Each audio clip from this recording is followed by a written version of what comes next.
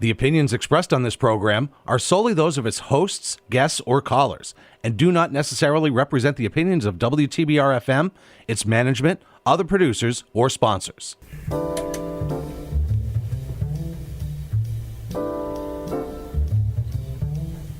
Hi, everyone. You're listening to Backstory. Let's hear it on WTBR-FM Pittsfield with Roberta McCulloch-Dews of the Mayor's Office in the city of Pittsfield.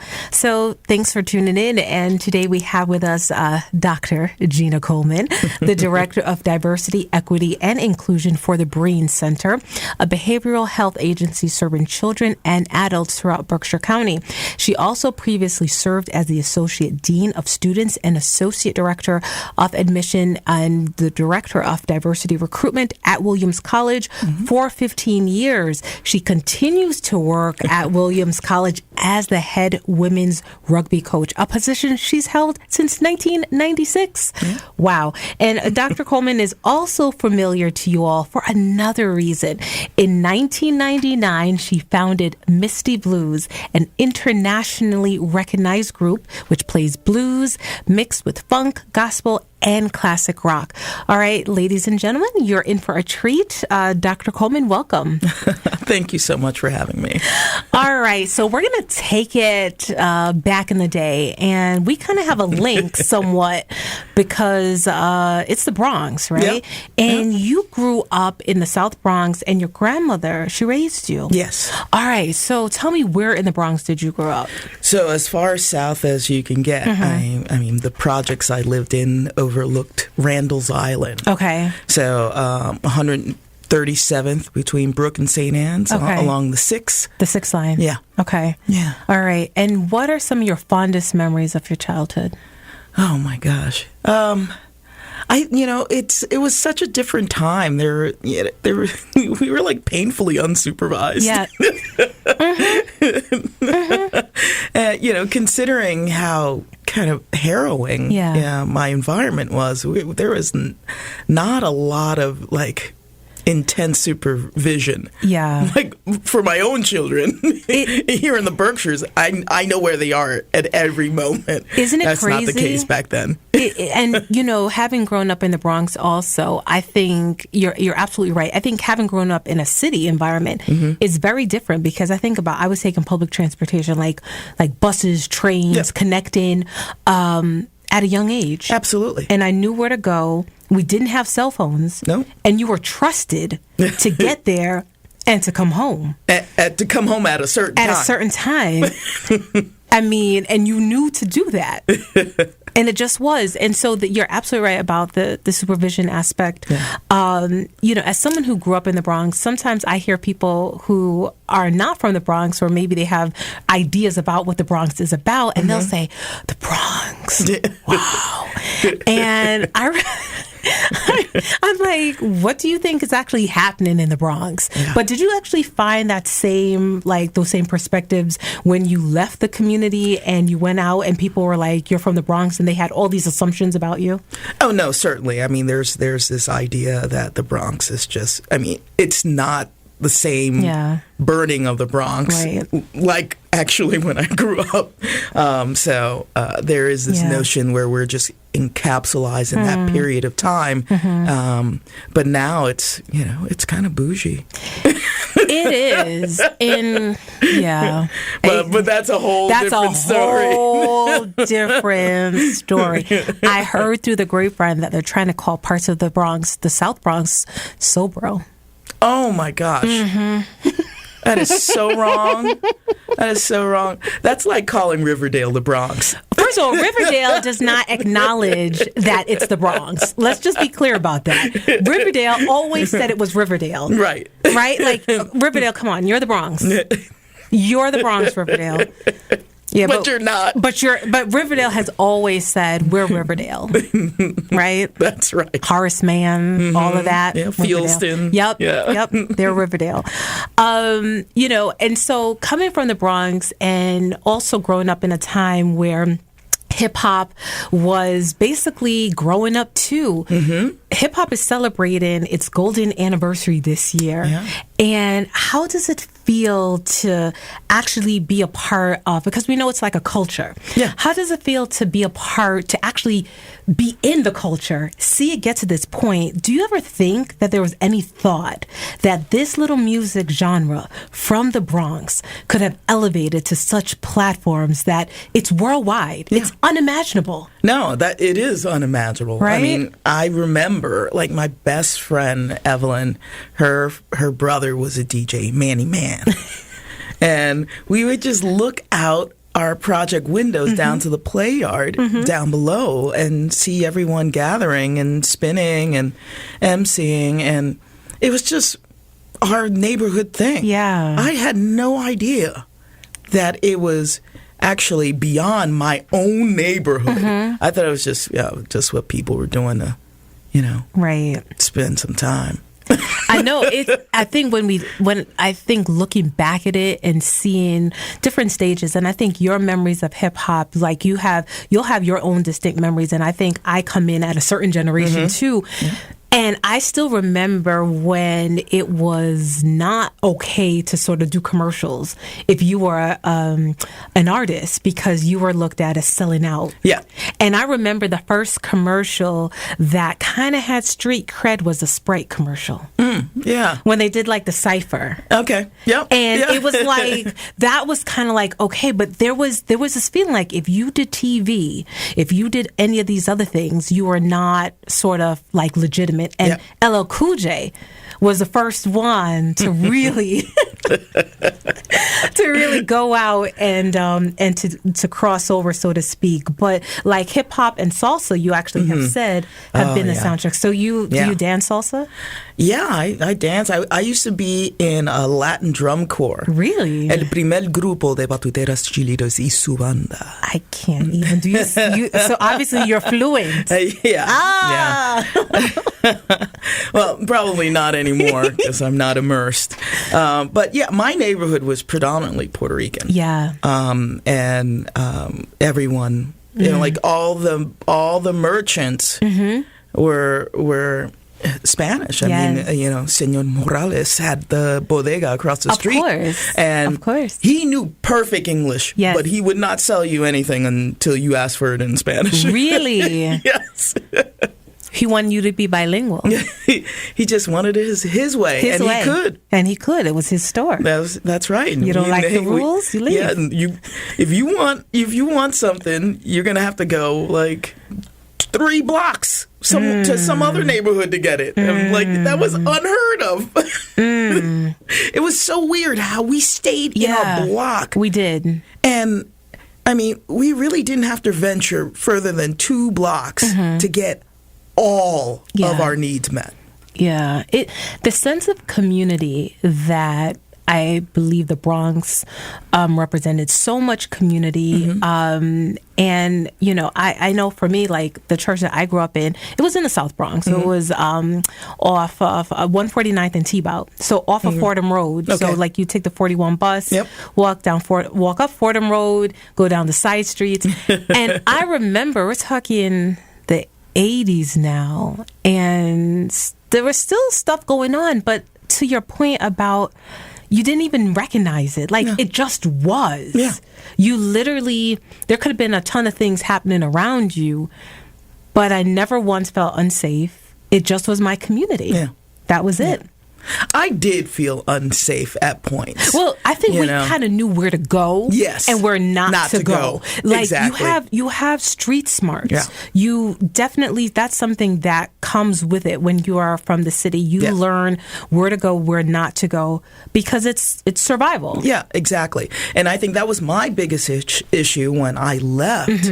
Because I left to go to high school. Okay. I was a scholarship recipient. It's a program called A Better Chance. Yes. And so it's a national program that gives gifted minority students a chance to go to some of the best secondary and private schools in the country. So I actually went. I lived in a house on the Wellesley College campus. With 5 other scholarship recipients, and we went to Wellesley High School, which is one of the top 10 public high schools in the country. Now, before you get into that, how did your grandmother find out about this program? Mrs. Brown, my elementary school teacher, she was my 3rd grade teacher and my 6th grade teacher. And Mrs. Brown told my grandmother that I needed to go to a junior high school that was outside of my district because they were linked up with this scholarship program. And they would give me a better chance to get out of here. Yes. And so my grandmother took Mrs. Brown's, advice as gospel. And she's like, well, gotta go. So that meant I had to walk like a mile, take 2 buses to get to this junior high school. Yeah. So that I could apply for this scholarship program, which thankfully I was able to do. And so I lived in this scholarship house with 5 other scholarship recipients, all female. And we had residential directors, a newly married couple. They had just graduated from Williams College, and they were doing their MBAs at Harvard. So the only college trip I went on was to Williams College, and that's how that linked me to the Berkshires. Now, I have to ask, coming from the Bronx and being in this setting, how did you take to it? It was hard. I mean, Wellesley at the time, there was only one African-American family, the Hurds, Dr. and Dr. Hurd. Wow. Yeah, that's it. So my transition to Williams, that place felt like, you're in the bastion of diversity. Yes, exactly. I don't know why everyone else is complaining. This place is awesome. Like, if you only knew where I had been, exactly, then you would know my story. I know, but but when I went away to high school, every time I came back on a break, it's like I lost my. I lost that kind of hypersensitivity, like that those spidey senses, the edge. So the longer I was away, the more unsafe I felt coming back. Yeah, I'm like, they can feel it, they can sense that my guard has been down. And did they know where you were? Who knows? Because that's another thing too. If they knew that you had gone away for this program, if they knew, so it's one thing. You always have the ones who say, "Go ahead and make the best of it," and then you have ones who are like, yeah. And you're right. You saw another way of life. Yeah, and in many ways, it exposed you to what could be, but it also opened your eyes to what was around you. Yeah, exactly. Because when you're in it, you don't see it. You don't. Until you're out of it. You don't.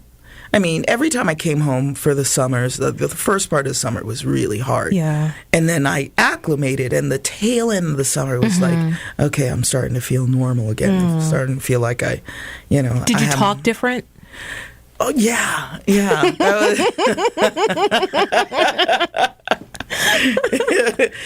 That chameleon syndrome, I just, that was hard. That was the first thing I needed to kind of shake myself of. Right. When I came back. Right. So that I wouldn't look, wouldn't stick out like a sore thumb. Right. Because they would say, why are you talking like that? Yeah. What's wrong with you? Right.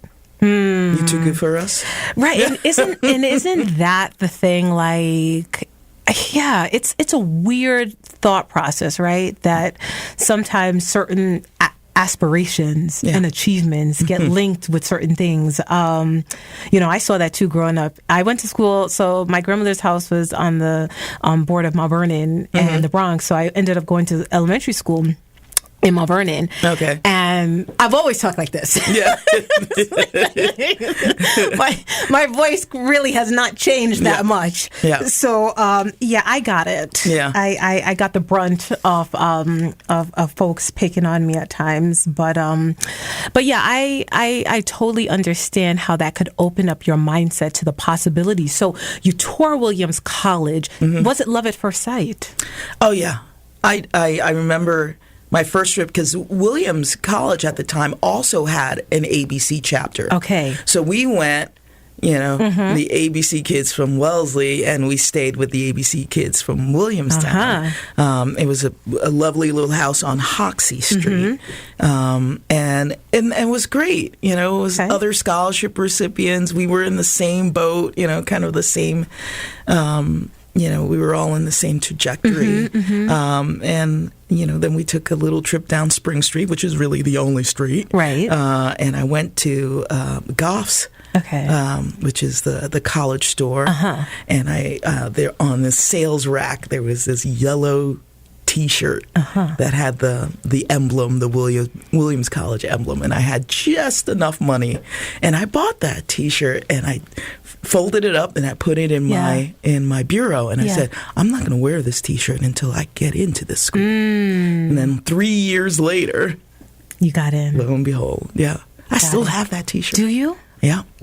It's shameful to wear it out in public, though. See, we're not going to touch that one. That's a trap. That is a trap. I still fit in it. Barely. Then listen, there's no judgment here. There's no judgment. But isn't that symbolic of you basically said, this is my school. Yeah. And I'm going to buy this because I know that you're going to be in my school. Yeah. And you worked hard at it because you knew that T-shirt was in the drawer. Yeah. And in order for you to put that T-shirt on proudly and wear it, right, you had to do the work. I would have given it away if I didn't. I would have. So after that trip, I went back to my high school. Now, Wellesley High School. Yeah. Weird place. I mean, it's really Wellesley is one of the most affluent towns in the state, and Lord knows probably the country. Yeah. And the faculty there are all like PhDs. They were all former faculty at BC, BU, Northeastern, because the town could pay them more than the colleges could. Wow. So pretty much all of my high school teachers were PhDs. The thought just actually dawned on me, like what you just said. Yeah. The town could pay them more than the college. Yeah. Wow. Yeah. So you, in essence, almost went to like private school. Yes, exactly. Exactly. Wow. So when I came back from my trip visiting Williams, I went to my English teacher, Mrs. Goddard, Gina Goddard, I remember her. And I said, I know where I want to go to college. Yeah. And she's like, where? She's like, Williams College. Yeah. And she looked at me and she's like, all right. I'm like, is it a good school? She's like, it's one of the best. Yeah. And I'm like, well, good. I picked a good one then. Right. She's like, all right, I'll put you on the road. And she just worked with me, and she had great connections. Her husband was an alum of Williams, and so she really guided me in how to just kind of traverse my high school years and maximize that so that I could get into the school. Such belief, though. The fact that when you say her name, you smile. Yeah. And doesn't that say something about the power of educators who go the distance? Yeah. And they not only do their work to educate you, but they invest in you. Yeah. That to this day, when you say her name, the warmth comes over you and you smile and you remember her. Yeah. Right? Yeah. And she remembers me. It wasn't too long ago that, we were communicating through social media. That's so awesome. So you started Williams in the late 1980s as an undergrad, right? Yep. And so you had basically, we talked about your time at Wellesley. So, Williams was like, diversity central for you. For me. But did you find that there were some adjustments that you had to make in other ways to get acclimated to your new community? Yeah. My transition to Williams was a little difficult because my entire life I had been setting these goals, and I never really set a goal beyond Williams. So when I got there, I was kind of lost. I didn't know what I was going to do with myself beyond Williams. Right. So it was like getting into Williams was the goal. And then, I mean, the resources at Williams at the time were not what they are now, thankfully. Mm-hmm. You know, now that I have my oldest is at Williams now. Okay. There weren't a lot of people around to guide someone like myself on how to, traverse that landscape. Mm-hmm. So I just kind of floundered and just. I graduated in 4 years, but that was a rough 4 years. But you mentioned the ABC contingent. Did you guys form your own sort of ad hoc support system? Or do y'all would just say, we're all going to go it alone? Yeah, I don't know. There's a book called Whistling Vivaldi. Okay. Written by Claude Steele. Mm-hmm. And it's, a real database book on, like stereotype, threat, and so forth. Mm-hmm. And he in this book, he talks about study habits of different, racial groups. Yeah. And one failing point about African Americans is that we isolate ourselves in college. We don't find a community to help us bear the weight of the work, like Asian communities. They study together, and there's a collective, and the mind power that elevates the entire group. But on a whole, African Americans squirrel away and hide. Really? And try to get through on their own. There might be, and listen, I'm not, the man has written this whole entire book, so I'm not trying to add to it.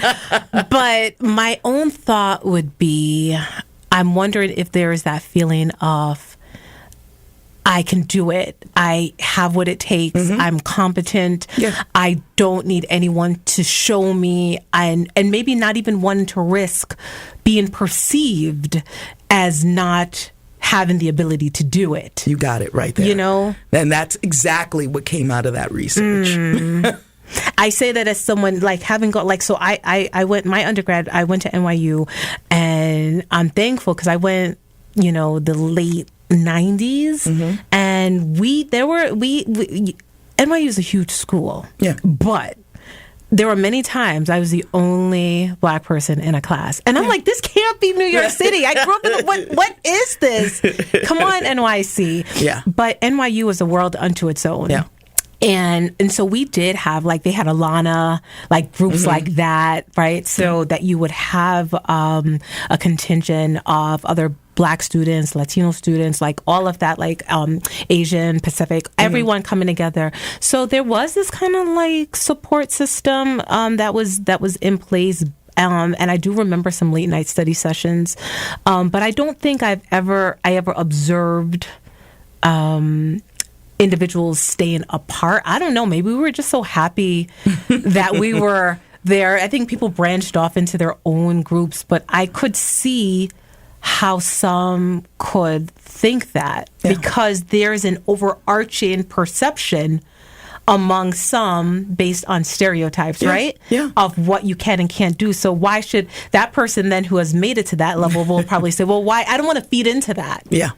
And so then they actually hurt themselves by clustering to themselves. Yeah. And I mean, that collective, that mind collective is so... Their strength. That's just incredible strength. And that no one guided me in that regard. That's why I was so thrilled to have the opportunity to be one of the associate deans of students at Williams. See, we're going to talk about that because you have an awesome perspective, but I don't want to, before we get to that, because there were a lot of stuff that happened at Williams before you left and before you decided to stay in the Berkshire. So before we get to that part, but I want to know about your sports career at Williams. Yeah. Were you sort of you played all kind of sports?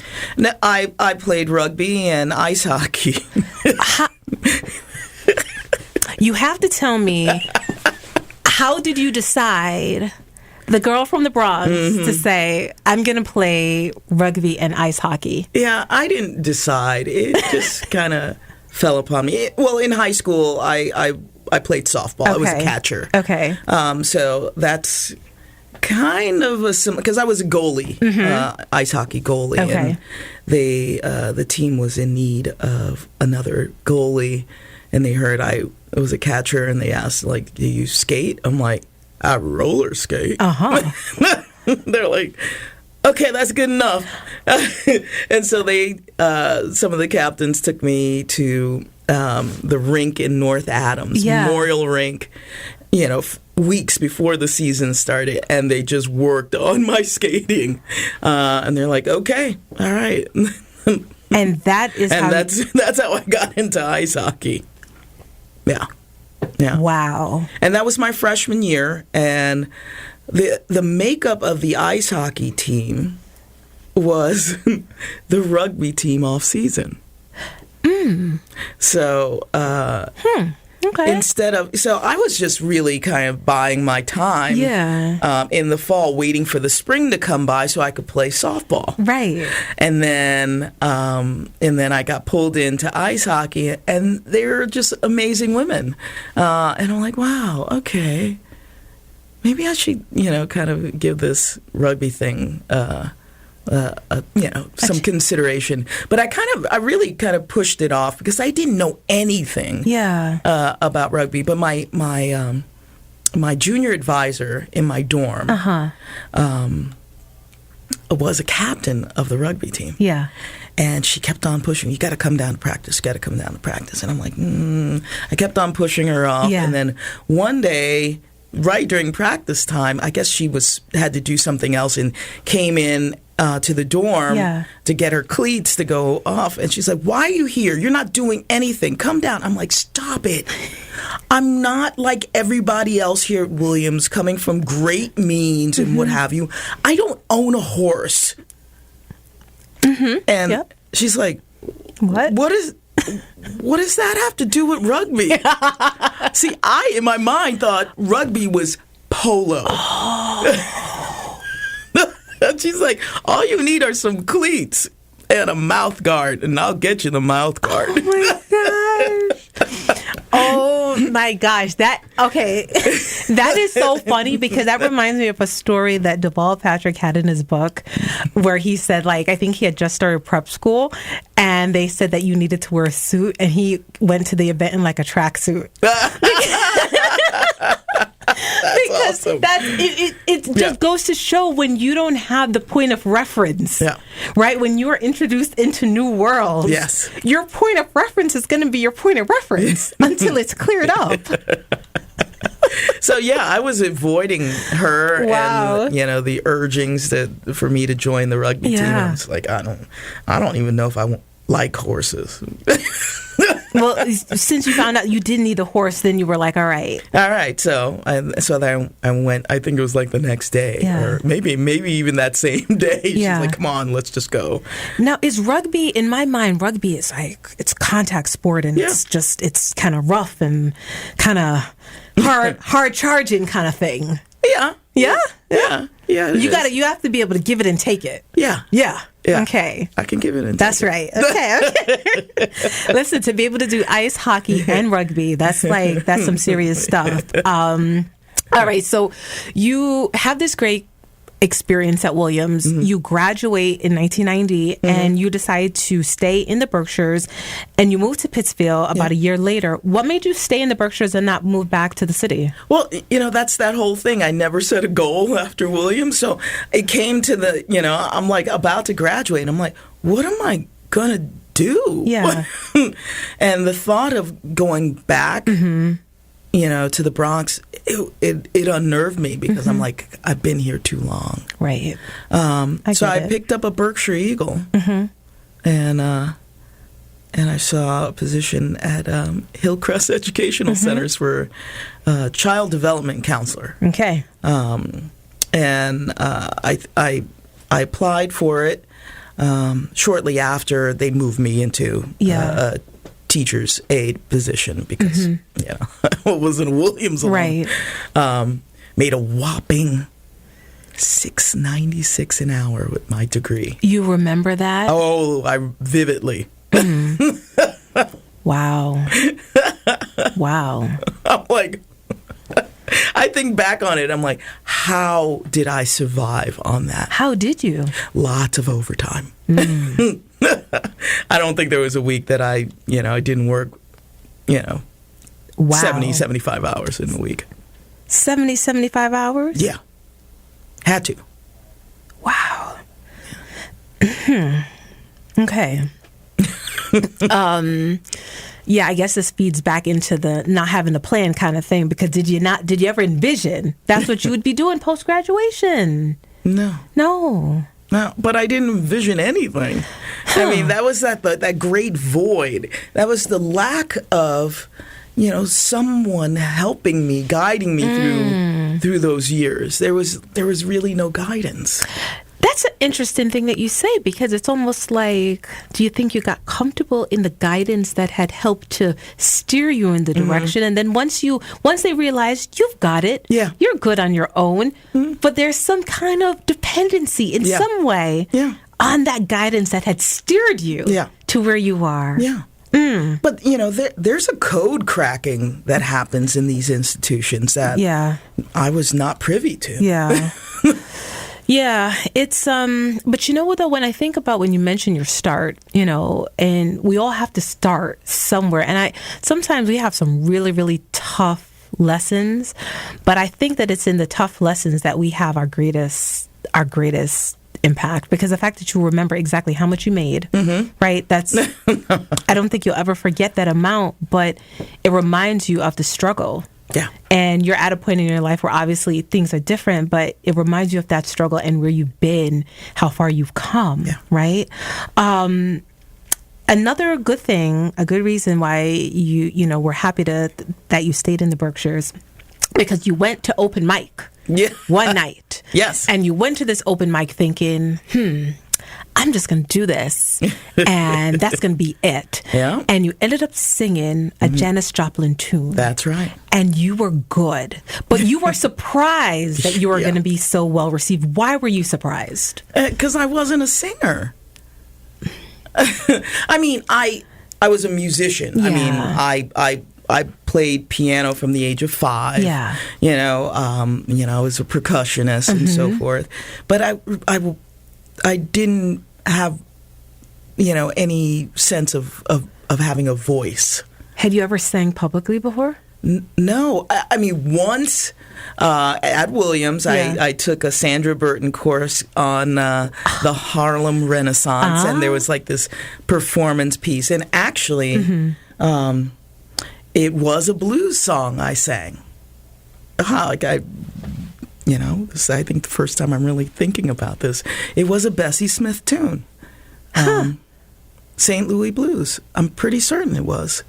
Look at that. I sang that song as part of the capstone performance piece for this winter study course that I took with Sandra Burton, who happens to be my son's favorite teacher. Sandra Burton is awesome. She is awesome and legendary. Yeah. Yes. And I look older than Sandra now. Oh, gosh. Really? I'm like, what is happening here? What? Gina. Oh, my goodness. Well, listen, in all fairness, she's also a dancer. Yeah.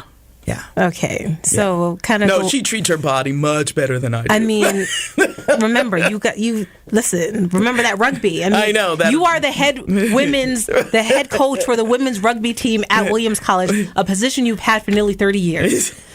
You have taken some hits. I have. All right, listen, for my guests just tuning in, or my listeners just tuning in, I should say, my guest today is Gina Coleman. And she, one, you might know her from her musical artistry with Misty Blues, but she's also a dynamic professional in the world of DEI. And she has been the head coach for the women's rugby team at Williams College for nearly 30 years. So she was taking us down a walk on memory lane, and we're going to get into a little bit of her musical artistry, because there's so much. Misty Blues had a fantastic year in 2022. Yeah. and for a lot of reasons. But before we get into that, how did you even choose the name Misty Blues? All right, so I had another band in the Berkshires in the early 90s. Yeah, I do recall reading about that. Yeah, Coal Connection. Uh-huh. And we played, what did we call ours? Like acoustic funk? I think I think that's what we were. It was, we had a great time. Yeah. That was a really fun band. Yeah. But then members of the band were like kind of moving on and moving out of the area, and it was like getting a little trickier to like kind of wrangle some dates and have solid players in place. And the summer of '99, I was reached out to by someone in the Williamstown Theater Festival. They were doing the first African American production. Okay. Like all like like 95% of the cast was African American. Was that Raisin in the Sun? It was Raisin in the Sun. And the director, kind of at the last minute, thought, this would be great to have a gospel singer, performing during the transition of the acts. Yeah. And he envisioned this fire escape that would run along the side of the main stage and then the catwalk across the top of the main stage. So on the side, I would sit on the steps, these iron steps on the side of the stage throughout the entire production. And then when the acts changed, I would climb up the stairs and then traverse across the top of the catwalk of the main stage and sing these gospel tunes and divert the eyes of the audience away from the changing of the scenes. Right. And so that was my gig. And so someone reached out to me because there really were no other African American singers in the Berkshires. Where can she be? I know. I'm like, well, I just so happen to live in Williamstown. So it was just amazing fortune there. Okay. And that cast was killer. Yeah. Ruben Santiago Hudson. Yeah, he is amazing. Yeah. Yes. Yeah. Viola Davis. No way. She was the lead actress. What? I know. Before Viola Davis was Viola Davis. Viola Davis owes me $5, by the way. Uh-oh. Yeah, we would go to Chopsticks and get sushi together. Yeah, she was really cool. Oh my gosh. But she bet me that we wouldn't get a standing ovation every show. And we did. You did. Do you have any pictures from that time? Because that would be so awesome. I know. I do have an autograph poster of the entire cast. Kimberly Elise. Yes. Was in that production. Who wasn't in that production? Gloria Foster. Okay, Gloria Foster. All right, okay. Gloria Foster. Do you know The Matrix? Yes. The Oracle with the cookies? Yes. That's Gloria Foster. Oh my gosh. It was just such an... And here, another local link. Joan Sneed's son. Okay. Was the young child in the play. Oh my gosh. See, we didn't get to the Berkshires until 2010. Yeah. So this was before our time. Oh, yeah. Yeah. Wow. It was, what a great show. But you need to bring it back. So the first, and I'm not a theater person, so all of that, there's lots of little rituals that happen in the theater that I was not privy to. Yeah. Just the fact that they have someone dress you. I can dress myself. They had someone dress you? Yeah. They're dressers. Oh. That's a role. That's a role. Yeah. Yeah, I'm like, I'm fully capable. I'm sorry, but this is my job. Did you say I got this? Yeah. Yeah, I'm like, hey. I know. So funny. Yeah. Yeah. Wow. Okay, so... They backed off of me after a while. I was just like, I can put on my own clothes. Do you know I am the head coach? Okay? All right. But, so... The first night of the show, it was great. Everything just went off as planned. Yeah. And I changed out of my clothes before the dresser could get there. And I started bounding out of the side door. Yeah.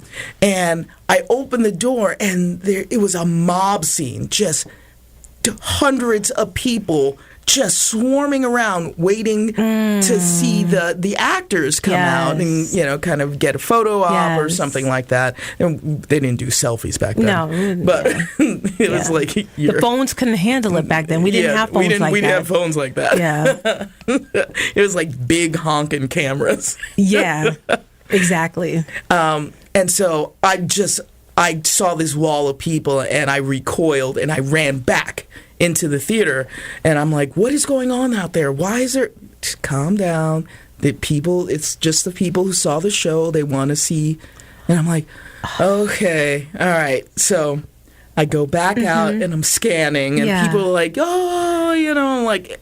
It was a lot. It was a lot, and I'm scanning the crowd, and I find a friend, and I linked onto them, and I can't even remember who it was, and I looked at my friend. I'm like, this is insane. Yeah, this is really insane. And it's like, oh yeah, but you were great. What have you? You know. And then all of a sudden, this woman comes barreling through like the parting of the Red Sea, and comes charging at me.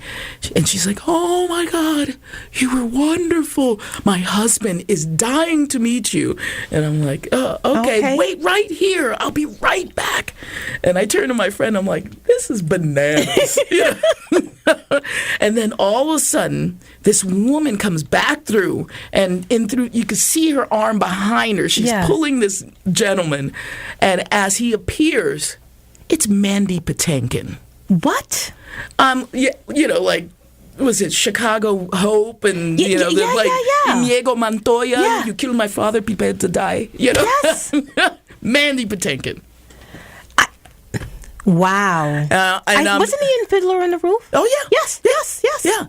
So I'm just standing there with my mouth hanging open, and he's just like, you were fantastic. Wow. He's like, here's my card. Do you have any music? Send it to me. I did. Nothing ever came of it, but it was still incredible. To have that experience as a newbie. Yeah. In the theater. That's huge. In the theater. Yeah. I mean, because the fact is that when you saw all the attention, you were like, wait, what is going on right now? This? Yeah. But that means you're good. So, goodness, this takes me down another path. But you could have had a career in theater. I guess. I don't know. That's really foreign to me. But during that time when we were rehearsing, the next play was going on, and that was Gwyneth Paltrow's play. And that was the year she had just received the Oscar. Yeah. So there was a big... So she was always in the theater, and I would run into her, and she's like, oh, girl, you're so good. And I'm like, oh, thank you. Was this when she came out with... Was this Shakespeare in Love? I'm trying to... Yes. Okay, yeah. That's what she... Yeah. That's right on the heels of that.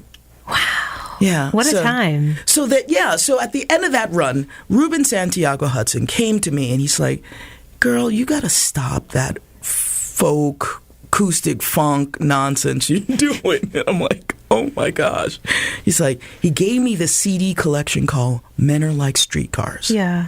It's a 2-disc collection of all female blues singers from like, the early 20s to the mid 60s. Yeah. And I consumed that CD collection in short order, and I'm like, it was transformative. And so I went back to the few guys in Cold Connection. I'm like, let's change everything up. Let's become a blues band.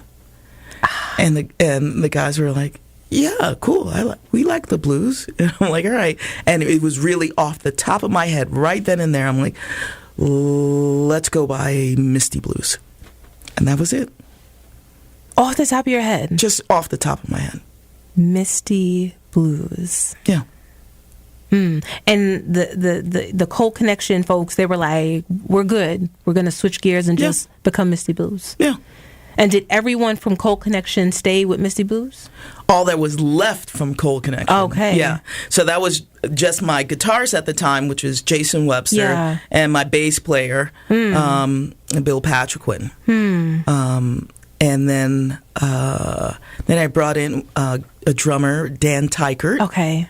And so we did it as a 4-piece. Wow. And then it just kind of grew. Wow. Wow. Well, what a story. When you think about the early days of Misty Blues, and you think about it now, how has your sound evolved since then? Well, I mean, the early days of Misty Blues, we were primarily a cover band for that CD collection. So we were really paying homage to female blues artists. And then slowly but surely, we started to incorporate the male perspective and started doing some Howlin' Wolf and some Muddy Waters and some BB. And then slowly but surely we started to evolve. It was almost like halfway through our career that, and I'm like, oh, I used to write for Misty Blues. Right. We can write some We can blues. do our own music. Okay, so that's what got you into thinking, all right, we can have our own pieces. Yeah. What was the appetite for blues music then? Because we're going to fast forward to 2022 when you had 1 million songs streamed on Spotify. Yeah. I mean, you go from covering songs, writing your own, to having a phenomenal year many, many years later. Yeah. What was that? Tell me a little bit about that journey. I mean, from those days of when people, were they interested in blues? Were they not? I don't know. No, I mean, when you go back in the Berkshires, you go back in that time, there are many more venues. Okay. There were many more opportunities to play. I mean, even like in the early 90s with Cold Connection, we were playing easily 4 or 5 days a week. Wow. Yeah, I mean, there were times we would do 3 shows in a weekend day, one single day in the week. Wow. So, there was a much broader appetite for live music back then. Yeah. And then it started to wane and we started to lose these venues. But we've always had a really good turnout for our shows. And I think in great part is that we didn't put ourselves so tightly in a box. Yes, we are a blues band, but we do kind of bring in influences from other genres. Yeah.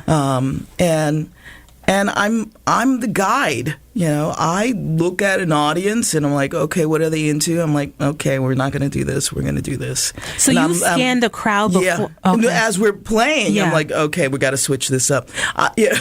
We were just, we had this wealth of songs, 200-300 songs in our back pocket.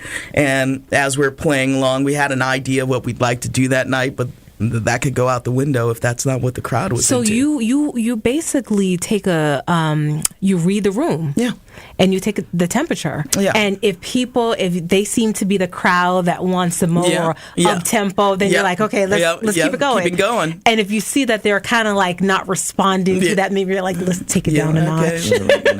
Okay, we're the coffee house band now. Right, right. And that's good because that shows that you are in sync with your audience. It's not just you, artists, saying, I am going to play my set. Yeah. And that's it, right? And you're going to love it or else, whatever.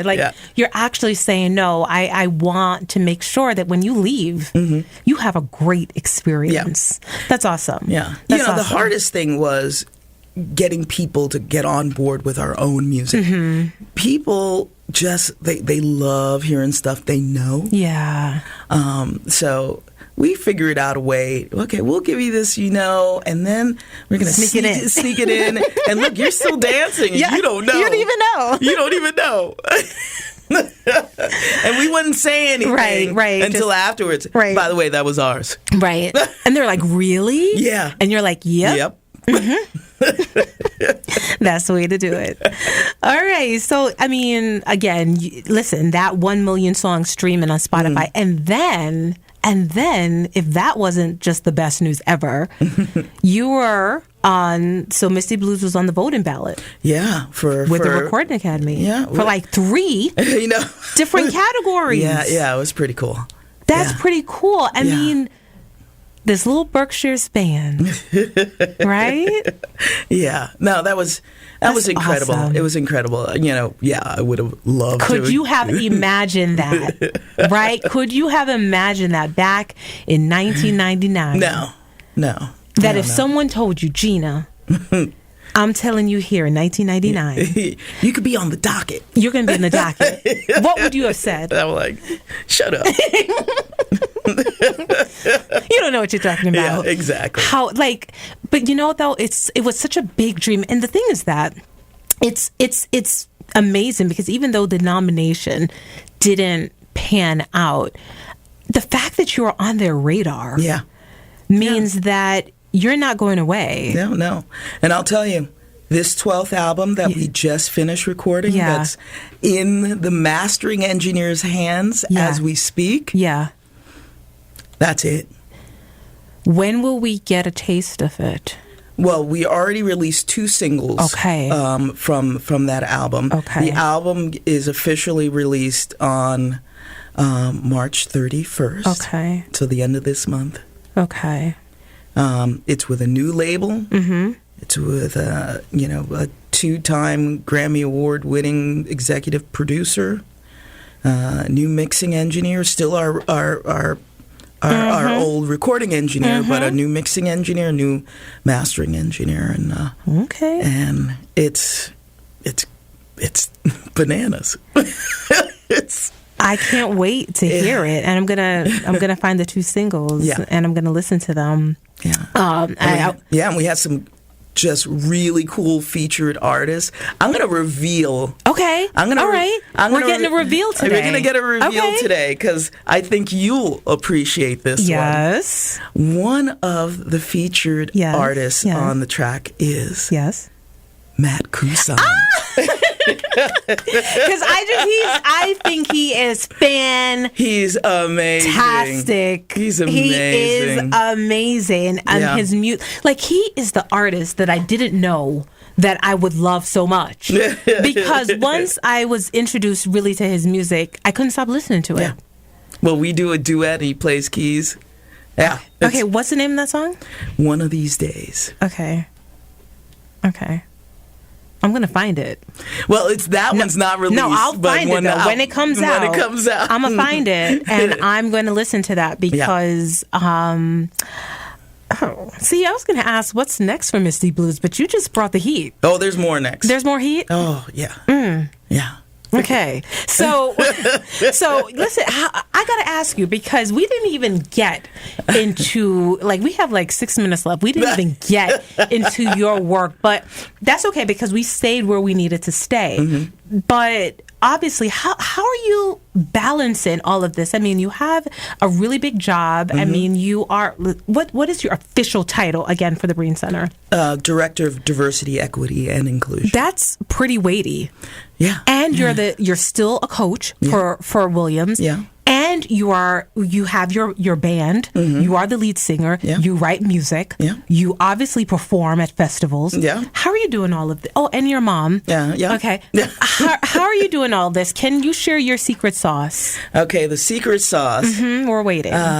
Okay. The secret sauce comes in track 2 of this album. I love it. I think it's track 2. I could be wrong. It's a song called I Don't Sleep. Oh, but Gina, you should get some. Yeah, but I don't. At all? I get little spurts of sleep throughout the night that probably don't amass beyond 4 hours. Is it because you're creative and you have so many thoughts running through your head that they keep you up at night? Because I find sometimes if I have a moment of just it's just a phase of creativity, I find that I have so many thoughts in my head, and it definitely would want to keep me up. But you got to get your sleep, Gina. Yeah, it's been decades now. I've been operating like this, so I feel like maybe if I got some sleep, all the wheels will fall off the bus. But like, what is this? What is this 8 hours? Give me back my 4. I think the last time I had a really good night of sleep was when I had COVID. Oh my gosh, Gina, it should not take sickness for you to get rest. Because I love everything that you're doing, and I want you to continue to do more of it. And we always say, listen, when we think about that cup, right? And, you pour out and you pour out and you pour out, but you got to have something left for you. Well, the music is music. It is for you, but I'm just saying, your body will tell you. Yeah. Yeah. I have always had this thing, there'll be plenty time for me to rest. I think I kind of know what that is. Yeah. Yeah, okay. It's on deck for all of us. Yes, exactly. I know. Okay, well, being that you have all this happening, I hate to even ask, but, what do you do when you're not doing all the fun stuff that you love? When you just want to say, I'm going to just sit down and maybe watch a Netflix movie? Do you even watch TV, Gina? I do. I'm I love those like DIY kind of shows, okay. or those are my like guilty pleasures. Those are the guilty pleasures. Yeah. At least you have something that your wheels aren't spinning and you can just sit and just take something in. Yeah, well, even for I'm generally moment, doing something else while I'm watching as you get the slab of wood and say, I am going to model what I am seeing. Oh, boy. Yeah. I do love woodworking, though. What is going on? Wow. Okay. How did I guess? How did I guess correctly? All right. I need to know who or what, with all of the many wonderful things happening in your life, who or what keeps you motivated? My husband. Okay. Tell us why. He's just an absolute rock star. We dated for 10 years before we got married. Yeah. I say we dated. He says he was my roadie. Okay. All right. Whatever. Yeah. But he's always been behind the music. He knows that that's something that I'm so passionate about. Yeah. And he just, whatever you need to do that. Because awesome. that keeps you. That keeps you. That keeps you the way I first met you, and he's a rock star of a father, and he keeps the house together, and he's there when everything falls apart for me. He's my brace when I need to get back up. That's awesome. And none of this, all the things that I do would be absolutely impossible to do without his partnership. That's awesome. If you had to choose one word to describe you, what would that be? One word, Gina. Resilient. I can see that. I can definitely see that. I feel like we just touched the tip of the iceberg with your story. There are so many layers here. I got to figure this out. You are going to go into the category of my guests who I'm like, I need more time. It's not enough. But I think your journey is inspiring, especially for those who think, can I make it in an environment that's unfamiliar to me? Can I succeed? And you are a testament to that. You show the possibilities, even when you didn't even know what they were yourself. Yeah. You forged a way and you made it. You came to the Berkshires and you're still here. And we're glad you're here. All right. Thank you, Gina. Thank you so much, Roberta. It's been a pleasure. And everyone, you've been listening to Backstory. Let's hear it on WTBR-FM Pittsville with Roberta McCulloch-Dews of the Mayor's Office in the city of Pittsville. Thank you for listening and have a great day.